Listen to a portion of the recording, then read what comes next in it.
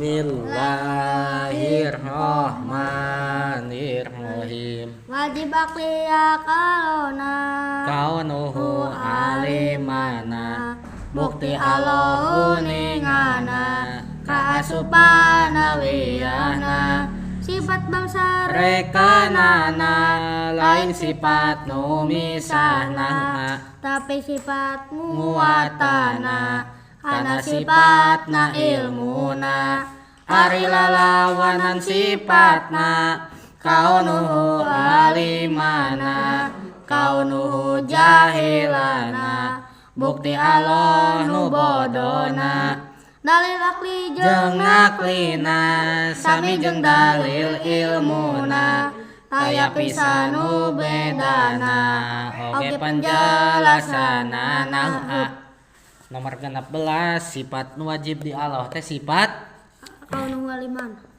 kaunuhu aliman ya sifat kaunuhu aliman kalebet sifat makna wiyah nomor katilu nu kahijina makna wiyah teh kaunuhu qadiron bukti Allah kawasa nu kadua makna wiyah teh sifat kaunuhu muridan bukti Allah kersa nu katilu ayeuna nu dibahas ayeuna nyaeta kaunuhu aliman hartosna bukti Allah anu uninga tak ieu sifat kaunuhu aliman bukti Allah anu uninga wajib akli ayana di hak Allah. Ieu sifat kaunuhu aliman nu hartosna bukti Allah anu maha uninga kaasup sifat maknawiyah sifat rekenan sifat anu nguatan kana sifat ma'ani.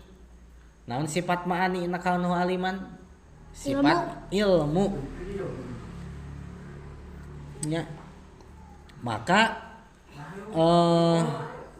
lalawanan nana sinareng dalil-dalil sifat kaunuhu aliman eta teh penjelasanana sami sareng sifat ilmu.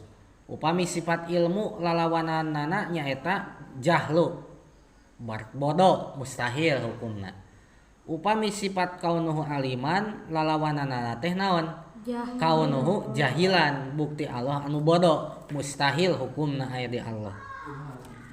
Upami dalilna sami sareng dalil sifat ilmu wa huwas samiul alim ari Allah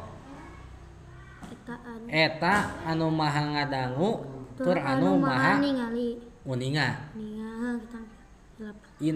innallaha bikulli syai'in alim eta nya samilah jeung dalil nakli sifat ilmu innallaha bikulli syai'in alim saestuna Allah kana sagala perkara eta anu maha uninga